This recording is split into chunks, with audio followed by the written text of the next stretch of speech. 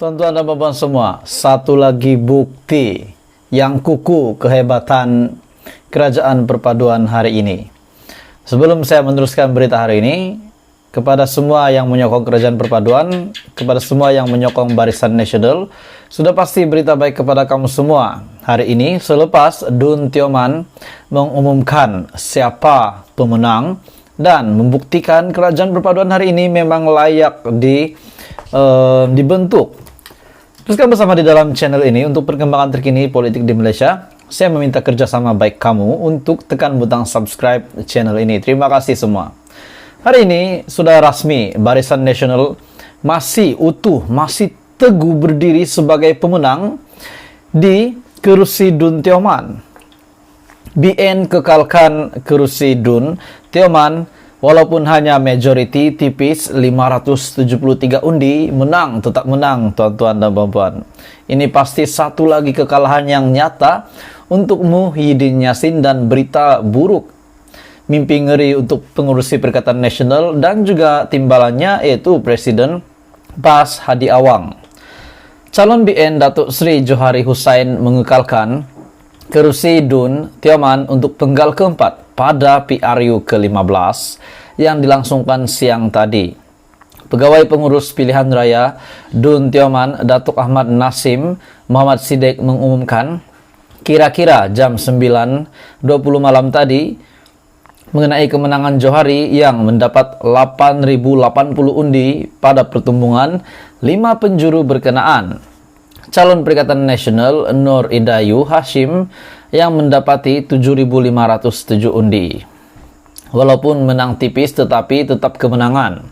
Kemenangan dengan majority yang tipis yaitu sebanyak 573 undi sahaja, tapi telah menyaksikan BN kini menguasai jumlah kerusi Dun sama dengan Perikatan Nasional yaitu 17. Manakala Pakatan Harapan dengan 8 kerusi yang dimenangi pada PRU 15 pada 19 November yang lalu. Pasca PRU 15, tiada parti atau blok parti yang berjaya mendapat majoriti mudah untuk menguasai Dun Pahang dengan BN. Ketika itu menang 16 kerusi, kurang 1 kerusi berbanding Perikatan Nasional. Berikutan itu, pemangku Raja Pahang yang juga Tengku Mahkota, Tengku Hasanal Ibrahim Alam Shah, memberi perkenan kepada pembentukan kerajaan perpaduan yang membabitkan Barisan Nasional dan juga Pakatan Harapan. Ia juga menyaksikan Menteri Besar Datuk Seri Wan Rosdi Wan Ismail daripada Barisan Nasional mengekalkan jawatan berkenaan. Pada PRU siang tadi, calon Pakatan Harapan Muhammad Fadzli Muhammad Ramli yang menarik diri untuk memberi laluan kepada calon Barisan Nasional mendapat 784 undi. Calon Parti Pejuang Tanah Air Pejuang Osman E. Bakar pula memperoleh 79 undi. Manakala calon bebas Sulaiman Bakar sekadar meraih 58 undi dan undi rosak pula sebanyak 91 undi dengan peratusan keluar mengundi 58,39%. Tidak tahulah kalau peratusannya tinggi siapa yang akan menang. Tapi walaupun dengan peratusan yang rendah ini Barisan Nasional tetap menang walaupun majority 573. Pilihan raya Dun Tioman yang membabitkan 28.108 pengundi dilaksanakan secara berasingan daripada PRU 15 pada 19 November yang berikutan kematian seorang calon yang bertanding di kerusi itu sebelum hari mengundi. Calon asal Perikatan Nasional Muhammad Yunus Ramli yang berumur 61 tahun meninggal dunia pada awal pagi 19 November. Jadi tuan-tuan dan puan, satu berita yang menyedihkan untuk Perikatan Nasional yaitu calon mereka yang meninggal pada 19 November. Jadi tuan-tuan dan puan, hari ini BN menyaksikan memberi kemenangan lagi dan mengekalkan kerusi Dun Tioman walaupun majority tipis 573 undi. Ini pasti menggembirakan kerajaan perpaduan sebab BN adalah salah satu gabungan yang terbesar di dalam kerajaan perpaduan di bawah pimpinan Pakatan Harapan Datuk Seri Anwar Ibrahim. Jadi teruskan bersama di dalam channel ini untuk perkembangan terkini politik di Malaysia.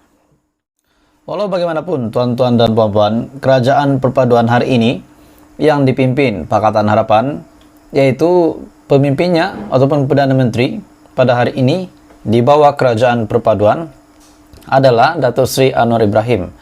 Dan keputusan yang tidak disangka dan pasti mengejutkan. Namun kita sudah tahu bahwa Perikatan Nasional memang memberi saingan yang amat hebat pada PRU 15 yang lalu.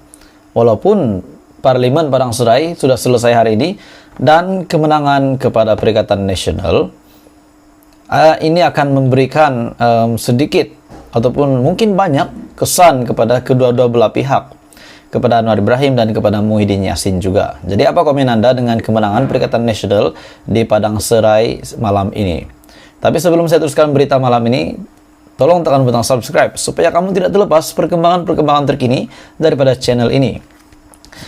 Perikatan Nasional akhirnya menerima satu berita gembira. Muhyiddin Yassin menerima satu berita gembira, di mana Perikatan Nasional rampas Padang Serai, tewaskan Pakatan Harapan, majority 16.260 undi.